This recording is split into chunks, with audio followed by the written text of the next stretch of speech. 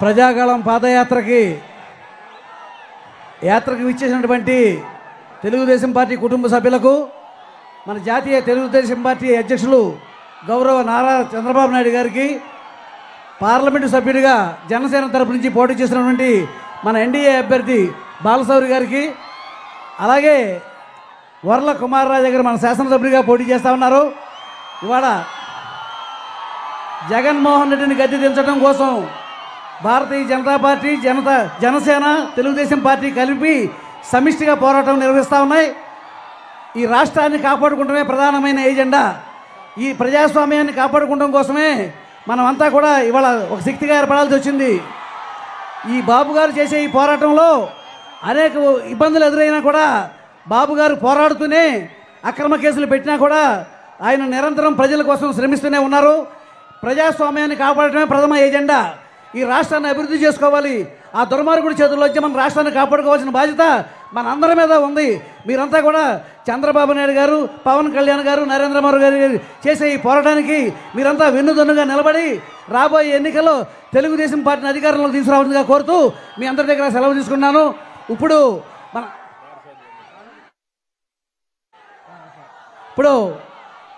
మన మాజీ మంత్రివర్యులు కేపీ సారథి గారు, అక్కడ బీసీలకు మనుగడ లేదు వైఎస్ఆర్ పార్టీలో, ఆ పార్టీలో ఇమడలేక మన పార్టీలోకి ఎంతో ఆనందంగా విచ్చేసినటువంటి కేపీ సారథి గారిని మాట్లాడవలసిందిగా కోరుతా ఉన్నాను.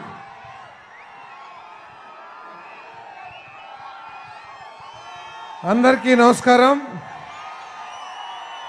తెలుగుదేశం పార్టీ జాతీయ అధ్యక్షులు, అభివృద్ధి కామకుడు, ఈ రాష్ట్రాన్ని ప్రపంచంలోనే సాఫ్ట్వేర్ రంగంలో ఉన్నత స్థానాలకు తీసుకెళ్లిన చంద్రబాబు నాయుడు గారికి,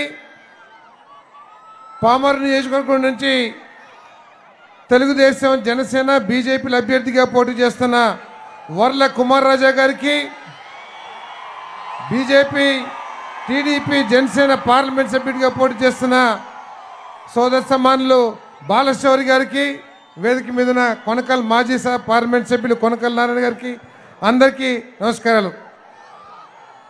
ఒక్కసారి ఆలోచన చేయాల్సిన అవసరం ఉంది. ఎన్నో ఎన్నికలు చూసాం మనం. ఏ ఎన్నికలు కూడా ఇటువంటి పరిస్థితుల్లో జరగలేదని చెప్పేసి మీ అందరికీ మనం చేస్తానను. లంచగొండి ప్రభుత్వాన్ని పారద్రోలాలను, అభివృద్ధి చేయని ప్రభుత్వాన్ని పారద్రోలాలను ఆలోచన చేశాం. కానీ మొట్టమొదటిసారిగా రాష్ట్ర భవిష్యత్తు పట్ల భయాందోళనతో, రాష్ట్ర భవిష్యత్తు ఏమవుతుందని చెప్పేసి ఆలోచనతో జరిగే ఎన్నికలని చెప్పేసి మీ అందరికీ సెవెన్గా మనం చేస్తాను. నేను అందరూ కూడా వైసీపీ వాళ్ళు చెప్తా ఉన్నారు, మేము 2,70,000 కోట్ల రూపాయలని మేము పేద ప్రజలకి బటన్ నొక్కి వేసామని చెప్తా ఉన్నారు.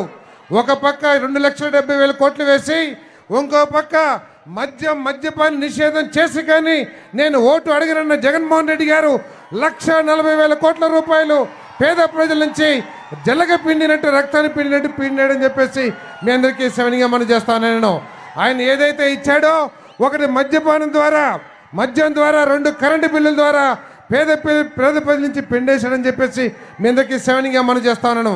ఎవరైతే సంక్షేమ పథకాల గురించి ఆలోచన చేస్తున్నారో ఆలోచన చేయండి.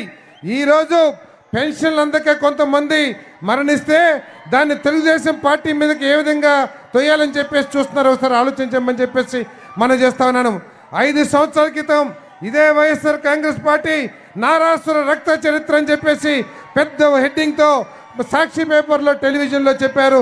వాళ్ళ బాబాయ్ హత్య గురించి, వివేకానంద రెడ్డి గారి హత్య గురించి నేను ప్రశ్నిస్తా ఉన్నా. నేను ఏ ఒక్క సిబిఐలో ఏ ఒక్క పంక్తి కానీ తెలుగుదేశం కానీ తెలుగుదేశం నాయకులు కానీ దాంట్లో ఉన్నారని చెప్పేసి ఎక్కడన్నా చెప్పారా సిబిఐ అని చెప్పేసి చెప్తా ఉన్నారు.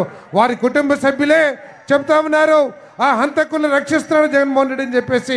మరి ఇది